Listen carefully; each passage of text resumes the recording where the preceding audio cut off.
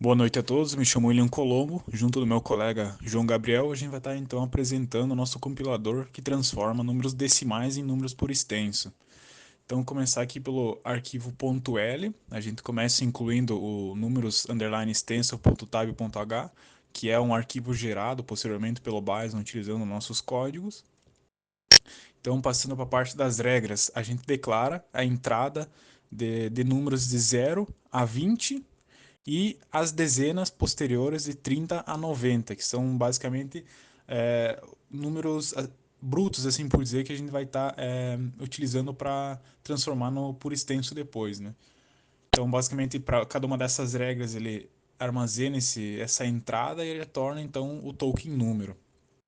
Aqui abaixo a gente tem uma regra adicional, que é, bom, de dígitos de 0 a 9, então quantidade ilimitada, é basicamente qualquer número que foge então dessas regras declaradas acima, que é do 0 ao 20, as dezenas de 30 a 90. Então ele vai entrar nessa regra de baixo.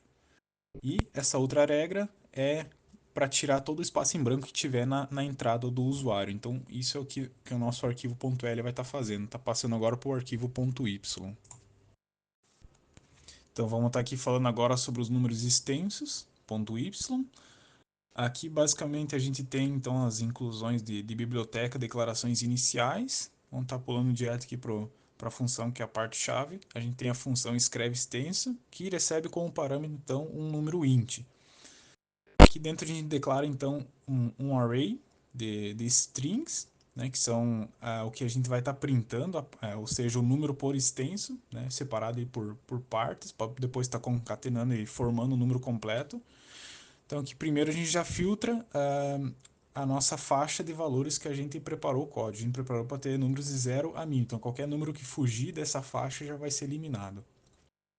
Primeiro então filtro depois desse início, então vai ser para os números menores ou igual a 20. Para números menores e igual a 20, a gente tem uma string pronta já. Então a gente só passa o próprio número é, como posição do vetor. Então, por exemplo, o número 3, que é menor que 20, ele vai estar aqui, ó, 3.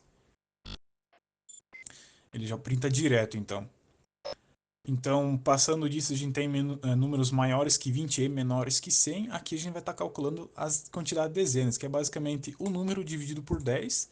Então, ele vai estar retornando a quantidade de dezenas exatas. E se o número for quebrado, então a gente vai ter as unidades, que é o resto da divisão. Se não tiver esta, ou seja, o número for 30, por exemplo, que é um número cheio, ele vai estar passando para o array a posição 18 mais dezenas. Por exemplo, para o número 30. Por que 18, então? 18 a gente tem aqui, né, a posição 18, e mais 3 dezenas para o número 30, né? Então seria 18, 1, 2, 3. Então sempre a quantidade de dezenas vai ser exatamente a partir do 18, vai estar certo no número extenso em relação a ele. Então isso é para quando não temos resta de divisão, e se tiver essa, então ele vai fazer a mesma coisa, passar o 18 mais a quantidade de dezenas, e ele vai passar novamente então para esse array a quantidade de unidades, e vai estar printando então exatamente o número, a string concatenada do número por extenso. Após isso, então, a gente tem um filtro para o número 100 exato, ou seja, se o número for igual a 100, ele vai estar printando direto o 100 aqui.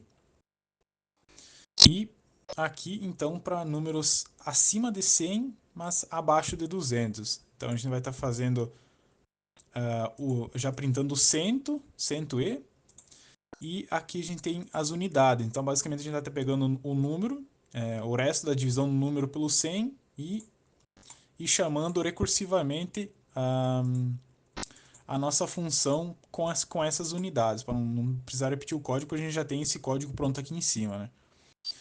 Então, após isso, a gente tem um filtro para números acima de 200 e menores que 1000. A gente vai estar fazendo essa ideia que a gente fez das dezenas aqui, só que para centenas, né? Número dividido por 100, quantidade de centenas exatas, e o resto, né, da divisão por 100 vai ser o que sobra das centenas.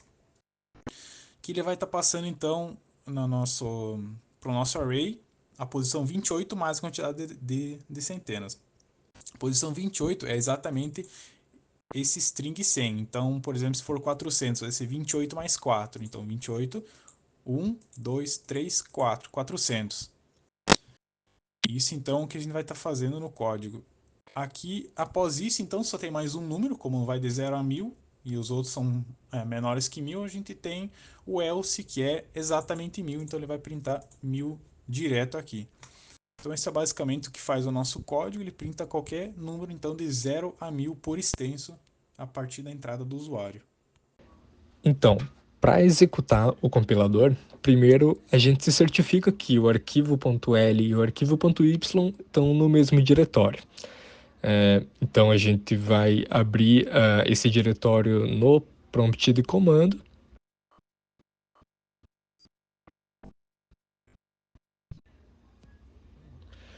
Após isso, a gente executa o comando flex.númerointeiro.l, que vai gerar o arquivo lex.yy.c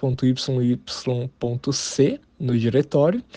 E depois a gente executa o comando bison-d númerosinteiros.y. Esse último comando, então, ele vai gerar os arquivos númerosinteiros.tab.c e númerosinteiros.tab.h.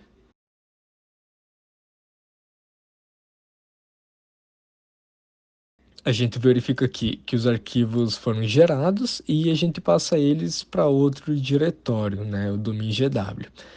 Aqui, usando o prompt de comando, a gente vai compilar, então, usando o GCC, com o comando gcc número extenso.tab.c lex.yy.c hífen o num extenso, que é o nome que a gente vai dar para o arquivo. Aqui ele vai compilar e vai gerar um executável chamado num extenso.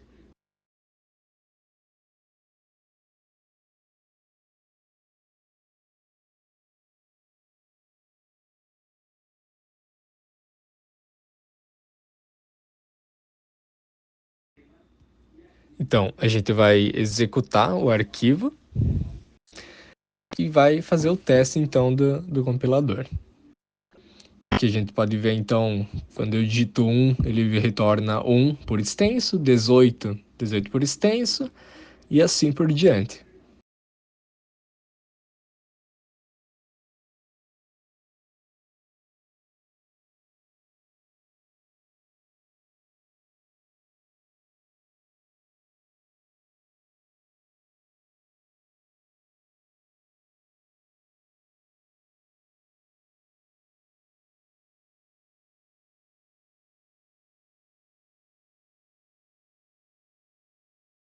Então, é possível ver que o nosso compilador ele consegue escrever por extenso qualquer número de 0 até 1000.